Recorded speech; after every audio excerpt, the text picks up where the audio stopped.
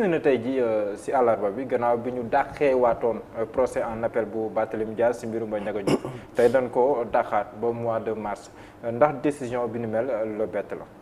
je crois que décision bu baax la parce que justice dafa war a am dans des conditions de sérénité. or malheureusement ñu ngi ci période électorale xëy na campagne bi commencé gul. waaye ñëpp xam nañu ne élection commencé na. parce que ñu ngi def nañu déjà investiture yi te Barthélémy nekk na un candidat désigné ci poste mairie Dakar. mi nga xam ne c'est une mairie extrêmement importante. que lu munti am tey rek mun nañ ko gisee ne état moo ko jéem a fexeel jéem ko fexeel pour que évidemment soit mu bañ a présenté wu. parce que su dee àtte am na ñu teg ko ay daan mun na conséquence mooy mun na bañ a présenté wu. waaye tamit suñ ko bàyyee mun nañ xalaat ne pression lañu teg ci kaw justice.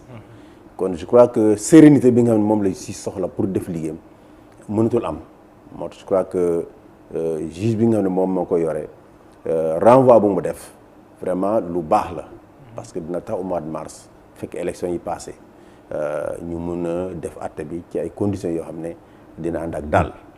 lépp tu mun ci am kenn du naan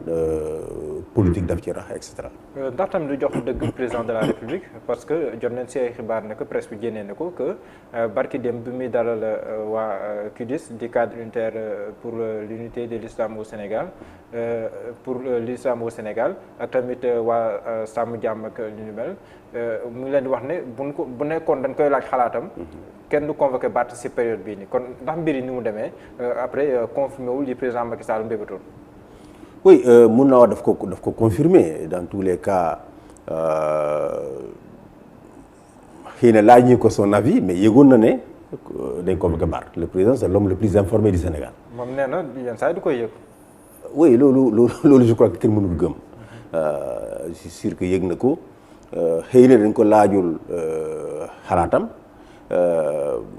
te ci yoon war nañu ko laaj xalaatam en vertu de la séparation des pouvoirs je crois que tamit li nga xam ne moom la juge bi def tey moom rek nañu war a rafetlu le fait que ñu renvoyé ko pour que àtte bi mun a am ci période boo xam ne dëkk bi dina ànd ak sérénité te du am ay coow wala boo koy manifestation comme li nga xam ne gisoon nañu ko bari yoon bi ñu ko convoqué te loolu mun a amaat fi su dee par exemple dañ ko tegee daan mun naa def benn trouble boo xam ne soxlawuñu ko parce que ñu ngi jëm ci ay élections yu am solo pour gox-goxaan yi. gis nañu aussi ay yëngu-yëngu am si wàllum justice lu yàggul dara ñu bëri jàpp ne jàngat bi ñu si war a def moom mooy ba léegi nii day indiwaat question bi nga xam te ni yàgg nañ koo wax di ko waxaat muy ne justice moom boppam war nañ ne gën a mën a dimbali ñoom àttekat yi ngir tamit seen mbirum affectation ak yooyu ñu koy lijjanti seen bopp entièrement ndax yow loolu la lay inspiré comme commentaire. xam nga loolu dëmb déjà bi ñuy waxee violence électorale ci seen panel bi wax nañu ko. wax nañu ne li nga xam ne mooy problème réew mi mooy politiciens yi duñu sàmm seen kàddu maanaam su dee ñu ngi wut nguur lu nekk dinañ ko jël ci ay engagement waaye bés bu ñu toogee rek dañ koy daal di fàtte. xam nga li ñuy wax assise nationale bi nga xam ne ñi nekk tey ci nguur yi ñoom ñu ko organisé woon bi Abdoulaye nekkee bi nga ko organisé nag xëy na ñun bokkuñ ci woon mais kàngam yu bëri ci biir réew mi ak ci bitim réew mi dañ ci yeewoon seen xalaat. assise nationale boobu nag dafa dañu tënkoon li ñuy wax charte de gouvernance démocratique ci biir charte bi nag bokkoon na ci li nga xam ne moom mooy séparation des pouvoirs maanaam dañuy recommandé woon que président tekki loxoom ci justice maanaam li mel ni conseil supérieur de la magistrature mu mun ci tekki loxoom waaye procureur yi tamit même su dee jox ñu leen seen indépendance ñu nekk ay procureur indépendant ñu fexe ba saa yu leen en tout cas pour les dossiers sensibles saa yu leen ministre de la justice n'est-ce pas nar a joxe instruction naroon na instruction écrite de sorte que ñoom dañ koy dugal ci dossier bi avocat yi mun a xam ne ministre de la justice moom moo joxe instruction waaye fu mu nekk nii verbalement la ñëw procureur yi jox leen ay instruction toppal ma liw toppal ma kële te loolu yëpp bokk na. te loolu si yoon warut a tënk procureur bi lu dul ne li ñu bind. voilà parce que procureur loi moo ko teg ci kilifteefu ministre de la justice. donc yoon moo ko may pouvoir boobu. waaw dañu bëggoon même su dee dagguñu buum ba nekk diggante procureur ak ministre de la justice Abdoulaye ba mu nekkee opposant yi 90 loolu la doon wax dafa ne bés bu ma toogee dinaa dagg buum ba nekk diggante procureur ak ministre de la justice waaye bi mu toogee fii gis nañu dafa ko. xëy na ci réew yu bëri même ay États-Unis ministre de la justice dina saisir procureur su dee am na coow loo xam ne coow lu métti la ci biir réew mi mun na ko saisir ndax le procureur c'est l'avocat de la société. waaye li ñu bëgg mooy su dee ay dossiers sensibles comme yu mel ni affaire Khalifa Sall ñoom Karim Wade ak yeneen ak yeneen su dee daf leen war a jox instruction dafa doon instruction écrite de sorte que juge bi yoru dossier bi dina ko mën a dugal ci biir avocat yi xam ne lii nguur gi moo laaj pour ñu topp diw ak diw donc li ci topp mooy na président jógee ci conseil supérieur de la magistrature parce que conseil supérieur de la magistrature moom mooy décider ci carrière magistrat yi moo leen di affecté avancement yi lu nekk moom moo koy décider te conseil boobu président ak garde des sceaux dañ fa am doole daanaka lépp luy affectation lépp luy avancement et cetera garde des sceaux moom moo koy proposé moom moo koy liggéey moo koy proposé te moom lépp lu mu proposé daf ci consulter président waaw suñu wootee nag ndaje mi xëy na UMS dina fa toog mais la plupart ñi fay toog c'est des chefs de juridiction magistrats yi kaw yi ñooñu généralement ñi nekk ci bopp juridiction yi d'abord c'est des personnes d'un certain âge n'est-ce pas mais généralement c'est pas eux qui vont bousculer les choses parce que ce sont des responsables au plus haut niveau des juridictions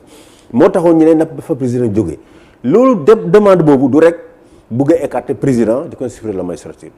dañ ko laal ci constitution réew mi charte réew moom moo ne Sénégal ñetti pouvoir la am. pouvoir da ko jàpp ne loolu day gàllankoor lu ñu tuddee séparation. mais absolument charte réew mi dafa ne Sénégal dafa am ñetti pouvoir exécutif pouvoir législatif ak pouvoir judiciaire charte réew mi ne pouvoir yooyu ce sont des pouvoirs indépendants. dégg naa benn jour Moustapha Niasse mu toog ci assemblée nee na réew mi dafa am ñetti pouvoir le premier c'est le pouvoir exécutif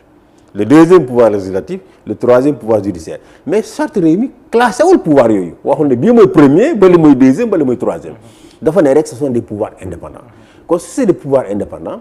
président wu exécutif warul toog ci boppu pouvoir judiciaire waaw xam nga le xel mënu nangu tey même si dañ ñëpp xam nañu les députés ñi nekk mouvance présidentielle président la ñu wuyu mais xel mënu nangu tey que président Macky Sall dem di nekk président assemblée nationale ndax pouvoir séparé la kon c'est une demande qui est fondée sur le droit qui est fondée sur la constitution du pays moo tax je crois que su dee bëggul coow li am na ci tekki loxoom. mais ndax loolu dina yomb bu ñu sukkandikoo aussi président de la république kàddu yi nga xam te ni yëkki woon na ko 31 décembre bi ñu jógee muy wax ne am na ay dossiers yoo xam ne par exemple yu mën a taal réew wala bu xamee ne diw buñ ko jàppee mën na am ay yëngu-yëngu si réew mi moom moo siy teg loxoom ndax stabilité réew mi bu bëgg a sàmm ndax bu ñu dégloo président wax lu mel noonu du tax ñu gën a xel ne que lu mel noonu séparation des pouvoirs si diggante exécutif ak judiciaire ni nga koy waxee mu bañ yombee noonu. xam nga loolu moo tax aussi bien assise nationale que commission nationale de réforme des institutions CNRI. bi nga xam ne Amadou Mahtar Mbow suñu baay yi yàlla na yàgg ci àdduna te mu ànd ak wér. ñaari instance yooyu yëpp li ñu recommandé woon du woon ñu dem ba dagg buum diggante procureur ak ministre de la justice mais fexe ba su joxee instruction mu def ko par écrit. xam nga boobaa